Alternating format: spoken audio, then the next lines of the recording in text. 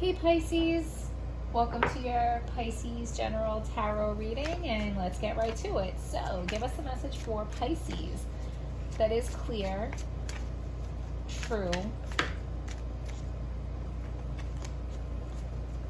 and hopeful.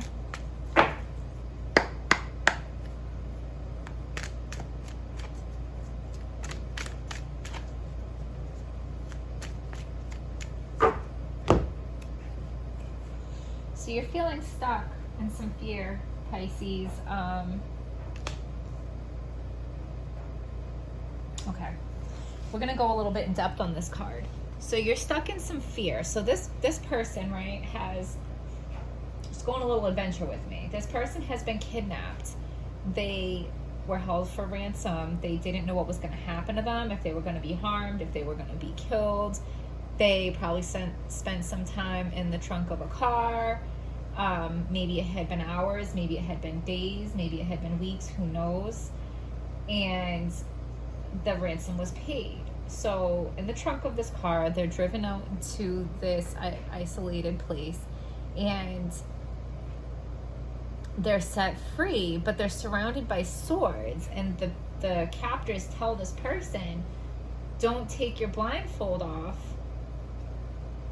or we'll hurt you. But they're only saying this so that they can get away without being seen.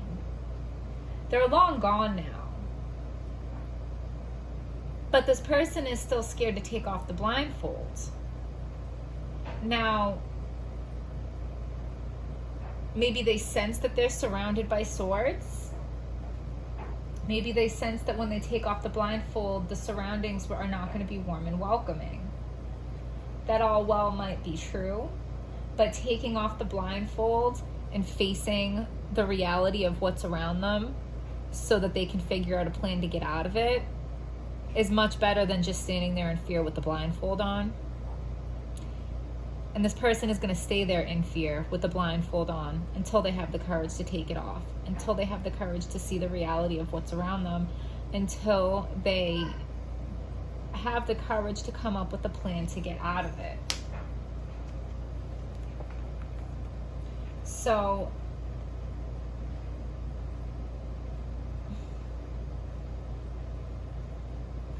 there is a partnership here,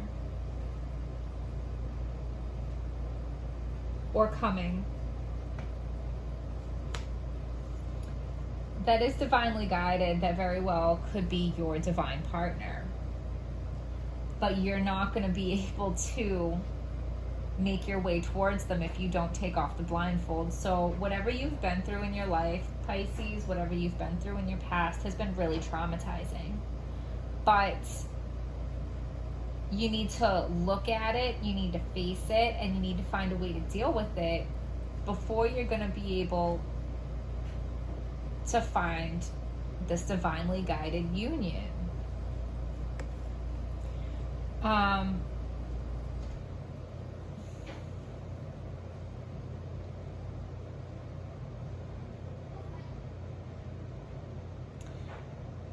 So I feel like what's been in your past is relationships where there was the illusion of like this is a fair and equal partnership, but it was not. Somebody was breadcrumbing you, giving you only little bits of their time and attention, enough to string you along, but never enough to fully sustain you or satisfy you.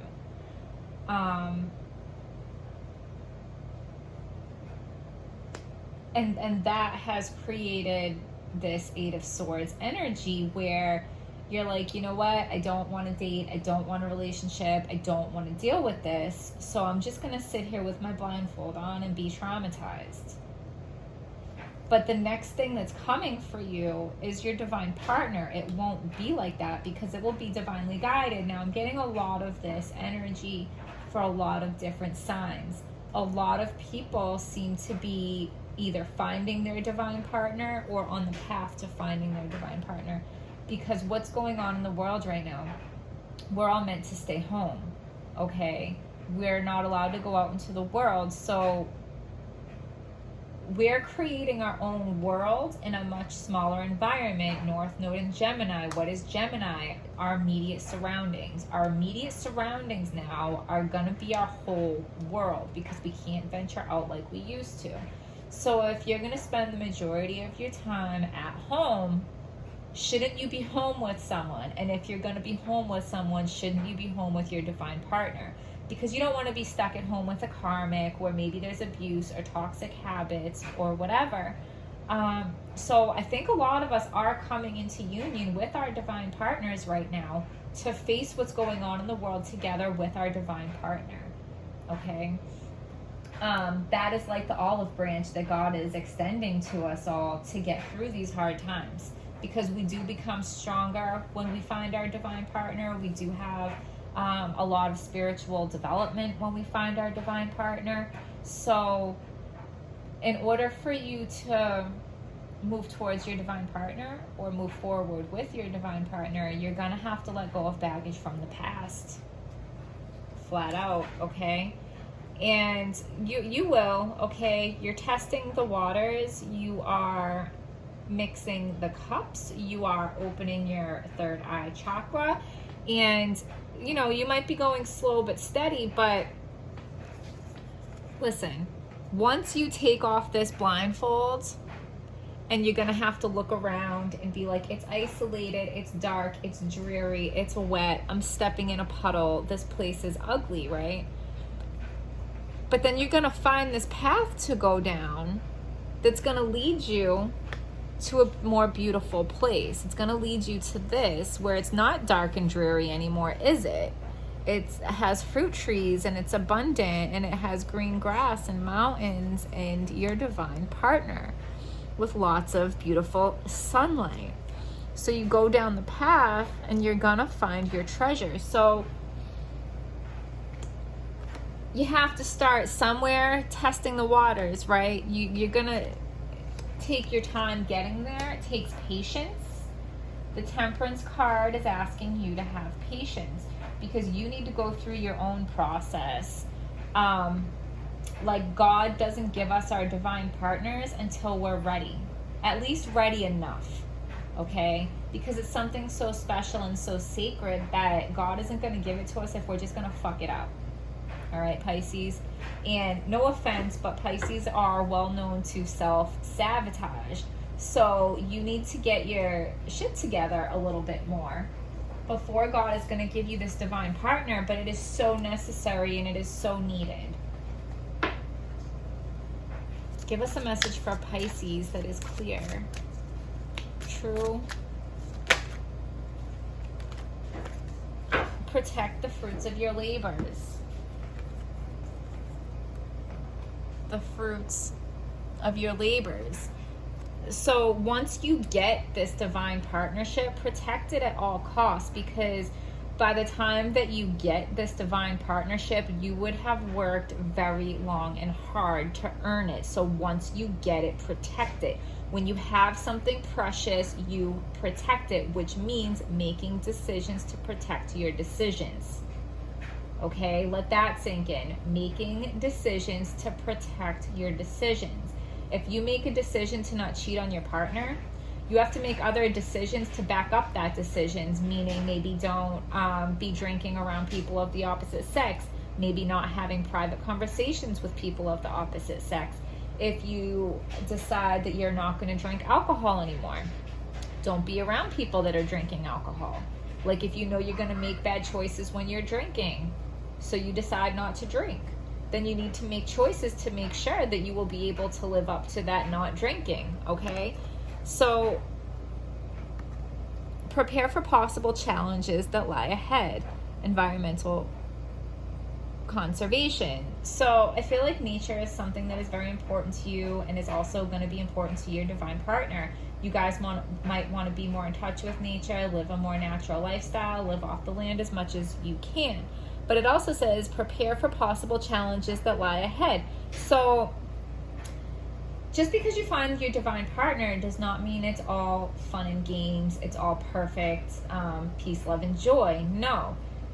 You go through challenges with your divine partner because, so karmics can, okay, I don't want to get off. Okay. So with your divine partner, you are going to force each other to look at parts of yourself that need to heal, that need to elevate. Okay? You're going to push each other to be better. You're going to push each other to be the best versions of yourselves that you can be. And that is not an easy process. So there might be defensiveness and there might be butting of heads. How that's different from a karmic relationship is karmic relationships also have problems, but that is more meant to balance the karma. Okay? So like a divine partner gives you challenges to make yourself better and to make your partner better. If you're having challenges with your partner because you're both growing and going through growing pains and facing old fears or facing old habits and, you know, facing your demons together and healing and growing together, that's a divine partner. When you're just going through petty, stupid bullshit with a partner, like, that's just balancing out your karma. That's just learning some lessons, and that's preparing you for your divine partner. Okay? So sorry I did a little bit of rambling there. I hope I explained myself well enough for you to understand me. But so prepare for possible challenges that lie ahead.